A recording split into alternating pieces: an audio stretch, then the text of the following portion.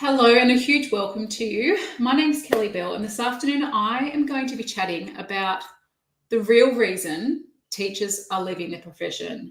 And if you are in New South Wales, we know that the teacher shortage is a real issue. We know that our teachers are leaving in droves. But I think a lot of the statistics and a lot of the research out there isn't actually really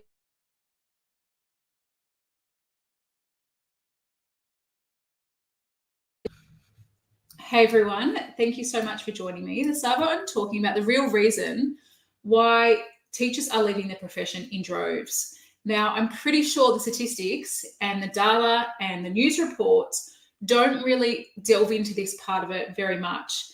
We talk about the paperwork, the programs, the reports, the differentiation, all those sorts of things that go on in the background for teachers. Yes, it's part of the job, but it's always been part of the job. We've always had to do reports. We've always had to write programs. We've always had to tweak and change what we do with our kids to make sure it actually sits and meets the needs of the students that are in front of us. We always have to create brand new activities and resources inside our classrooms. And I don't think the media, I don't think principals, I don't think education systems are really painting the real picture about what's happening in classrooms. And I have the very unique position to listen to a lot of the stories from you as a teacher, you as a busy PDHPE or CAFS teacher or TAS teacher. And what you're telling me is that, yes, you're burnt out. You still love the job. You love the kids. It's not about the kids. It's about the people. And I want to share today my 2 cents, my perspective about the people. Now, traditionally, on the outside, teachers are very collegial people. We live in communities, we work in communities, our schools are communities. We also talk about professional learning communities as being the backbone to teaching, to good pedagogy, to good practice. And I really think that many of our colleagues, many of our head teachers, many of our principals, many of our coordinators, many people who are in leadership positions or working alongside us aren't supporting what we do in the classroom. They're not supporting us as educators. They're not supporting our decisions, our creativity, what we do in our classrooms. And many of us are becoming demoralized. And what I mean by that is, and look, the person who introduced me to this concept was the biggest teacher advocate in New South Wales and across Australia, being Gabby Stroud. Now, Gabby is the author of Dear Parents and Teacher. Teacher is her first book. Dear Parents came after that. And I know when I was in this position of leaving the classroom, I kind of made the brave call of reaching out to Gabby. I didn't know her. I was literally a random on the internet. She gets this direct message on Instagram from me talking about my experience. As a result of that very short message, Gabby actually got on a Zoom with me for about an hour and a half, I think maybe 2 hours, and spoke to me about demoralization. I was in a position at a school, a leadership position at a school, where I was brought in from another system. I worked in the Catholic system. I was brought in because of my leadership. The roles I had in New South Wales as a leader of professional learning, the role I had as supervisor of marking across New South Wales, as well as, presenting professional learning, supporting you as a CAFS and PDHPE teacher. And I soon kind of realised that that position evolved into something very different, because the colleagues who I was meant to be leading, working with, would literally throw me under the bus.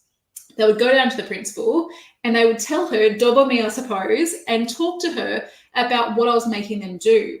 I was making them do exactly what that principal wanted me to do. As a result of many conversations, many small things escalating, my first year at the school, I got shingles. I believe that was kind of on me. I tried to do too much in a really short space of time to change the school, to change the culture, to change assessment marking guidelines, to reinvent our faculty handbook, which I actually wrote as in my bed when I had shingles. I was trying to be everything for everyone. And as a result of that, the first year was okay. Second year was better. the third year really hit me hard, and things started to go under probably around the time of COVID. And I went, no, I'm not going to let these people get to me. I'm not going to let these people change what I love. I'm not going to let these people get to me. I'm going to prove them wrong. I'm better than that. So I decided to lead our school in professional learning when we went online for COVID, during COVID, in March 2020, was it March or April? Can't remember. And when we came back from COVID, probably in about May, things really went downhill. Our principal started to introduce some things that our teachers didn't have to do, change for change's sake. It wasn't making a really big impact on the direct line, which is our kids. It was just pointless paperwork, and I don't know where that came from, but I stood up for our school. I stood up for our colleagues, and I made the brave decision to question why we were doing that, and things didn't go to plan, obviously. And on that day when I had a meeting, I decided to, I wasn't in a good place. I could feel myself getting shingles again. So I went, no, I can't do this. I need to take some leave. And I went on sick leave for 3 weeks. I had no idea what I was going to do during that time. But things started to evolve, and I started to realize that I didn't want to go back into that toxic work environment. I didn't want to go back because those people, my colleagues, my leader wasn't supporting me, wasn't supporting my decisions, was questioning what I was doing, and I felt really demoralized. And Gabby and I on Zoom spoke about demoralization, and I'll post a link underneath this to that article. And it really made me wake up and realize that I was being questioned for what I was doing. I was being questioned for the decisions I was making for our faculty, for our teams, for our kids, for our classes. And I don't really know why I was questioned. So why am I sharing this with you? Because many of you have reached out to me over the last few weeks, and prior to that, obviously, because you're feeling the pinch of education. You're a really good teacher. You're such a great teacher, but you're being questioned why you're doing certain things. You're being asked to do things that don't make an impact on the kids. You're being asked to do things that aren't going to make a really big impact on the kids' journey. And, paperwork, for paperwork's sake, administrivia. I know a colleague of mine coined that term really early on in the days when I was a leader. I was a pastoral leader of a year group for about 4 years. And he said, no more admin.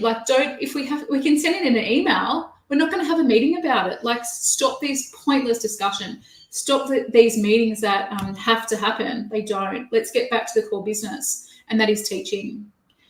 And many of you have reached out to me over the last few weeks about that same feeling, that you're feeling the pinch, that you're being questioned why you're doing things. Some of you are talking to me about the fact that you, when your phone goes off, you're nervous that you're in trouble for doing certain things. And I felt like that as well. Every text message that would go off from my family, I would kind of hold my breath. I literally had a pain in my neck. I had 2 pains in my neck at my school. And they, I suppose, I don't know, they're the reason why I left teaching. And that's the reason why people are leaving teaching, because of the people. Schools, education is such an amazing place to be. And I really miss the classroom. I still miss the kids. I miss the banter. I miss the conversations. I miss that fun side. I miss the gala days, the sports carnivals, athletics, swimming. I miss all those other, Duke of Ed, obviously. I loved Duke of Edinburgh. I loved the kids. But I don't miss that toxicity that exists in schools. And I think it's time for us to really think about a way to protect ourselves.